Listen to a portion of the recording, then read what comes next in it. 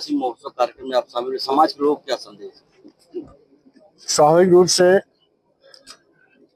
सम्राट अशोक धम्म विजय दशमी इसलिए मनाई जाती है कि कलिंग विजय के बाद जब सम्राट अशोक ने देखा कि लाखों लोगों की मौतें हुई हैं, लाखों बच्चे अनाथ हो गए हैं, लाखों माताओं की गोद सूनी हो गई है, लाखों महिलाएं विधवा हो गई हैं, तो उनका मन करुणा मैत्री बंधुत्व से भर गया।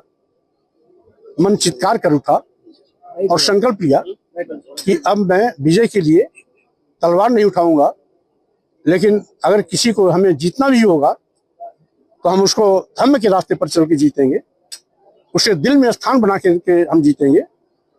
और इसीलिए ये पर्व अशोक धम्म विजयदशमी के रूप में मनाया जाता है, जिसमें आज अमेठी के लोगों ने मुझे आमंत्रित किया था। और अशोक विजयदशमी के रास्ते पर के दिवस पर मैं यही कोशिश करता हूं कि हमारा भारतीय संविधान भी समतामूलक समाज बनाने का पक्षधर है। अशोक धम्म विजयदशमी का भी मकसद यही है कि जात पात, छुआछूत, ऊंच नीच, भेदभाव जो समाज को बांटता है ये खत्म हो, क्योंकि जात पात, छुआछूत, ऊंच नीच, भेदभाव इस देश के लिए कैंसर है। इससे देश हजारों साल तक गुलामी झेलने के लिए मजबूर हुआ।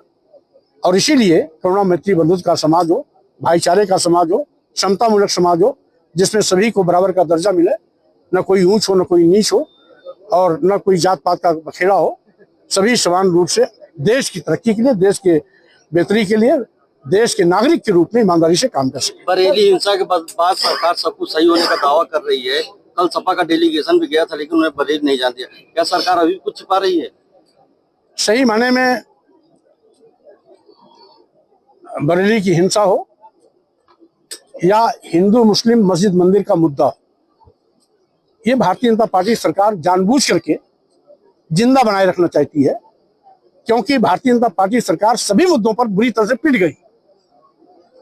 सरकारी गलत नीतियों से पूरे देश में करोड़ों नौजवान बेरोजगार हो गए। गरीबी का आलम यह है कि 80 करोड़ लोगों की जिंदगी 5 किलो 10 किलो चावल पे आके अटक गई। महंगाई से आम लोगों का जीना दूभर हो गया। घोषणा के बावजूद भी किसानों को लाभकारी मूल्य आज तक नहीं मिला। किसानों की एक ही मांग है कि उनके उत्पाद का न्यूनतम समर्थन मूल्य घोषित किया जाए, वो भी नहीं किया गया। छुट्टा जानवर किसान की हरी भरी फसल चर के चौपट कर रहे हैं। छुट्टा जानवर पर अंकुश लगाने में सरकार फेल रही। सरकार को हर 400-500 मीटर पर शराब की दुकान खुलाने के लिए फुर्सत तो है, लेकिन 27,764 स्कूल बंद करने के निशाने पर है। उसको बेहतर बनाने के लिए, वहां की शिक्षा व्यवस्था को चुप-दुरुस्त करने के बजाय उसको सरकार बंद करने पर आमादा रही है। लेकिन उसका अपनी जनता पार्टी ने कड़ा विरोध किया, जिसके नाते सरकार बैकफुट पे आई, स्कूल बंदी का फैसला वापस लिया। लेकिन अभी भी स्कूल बंदी पर तलवार लटक रही है। वहीं दूसरी ओर देश के सरकारी विभाग, उपक्रम, प्रतिष्ठान एक एक करके बेचे जा रहे हैं।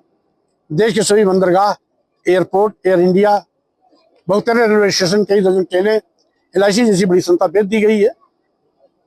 आज अदानी को खुश करने के लिए हजारों एकड़ जमीन कौड़ियों के भाव मोदी जी बड़े बड़े थैलीसाओं को दे रहे हैं।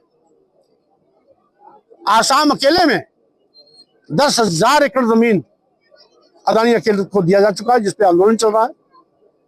और पूरे देश में इसी प्रकार से दिया जा रहा है। उत्तर प्रदेश में भी झांसी, आगरा, कानपुर के बीच में जिसे डिफेंस कॉरिडोर घोषित किया गया है, यहाँ पर भी हर जिले में अदानी को हजारों एकड़ जमीनें भिन्न भिन्न टुकड़ों में दिया गया है। इस तरीके से आज देश के किसान को लूटा जा रहा है, कमजोर किया जा रहा है। अदानी अंबानी तिजोरी भरी जा रही है, देश गरीब होता जा रहा है। और इसी के साथ ही साथ पूरा प्रदेश जंगल राज बन गया है। गुंडे, माफिया, अपराधी बेखौफ और कानून की धज्जियां उड़ा रहे हैं। सरकार झूठी वाहवाही लूटती है और मुख्यमंत्री ऐसी भाषा बोलते हैं जिससे कि उन्माद और आगे बढ़े। अभी अभी बरेली को लेकर के मुख्यमंत्री ने कहा गजवाए हिंद नहीं चलेगा। बाराइच में क्या हो रहा था? जब जय श्री राम का नारा लगा करके, जय बजरंगबली का नारा लगा करके मस्जिद तोड़ी जा रही थी, मुसलमानों के घर से मजहबी झंडे उखाड़े जा रहे थे, फाड़े जा रहे थे, मुसलमानों की दुकानों में आग लगाई जा रही थी, पूरा बाराइच धुंध जल रहा था, तब गजवाए हिंद नहीं नजर आया।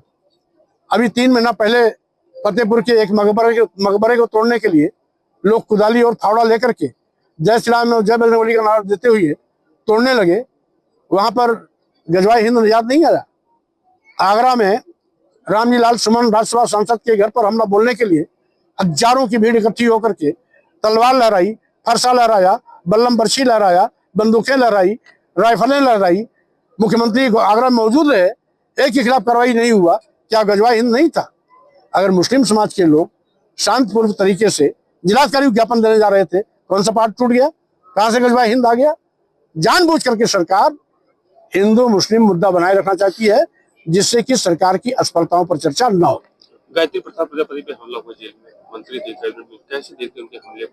ये तो जंगल राज का खुला नंगा नाच है कि जेल के अंदर भी कोई सुरक्षित नहीं है।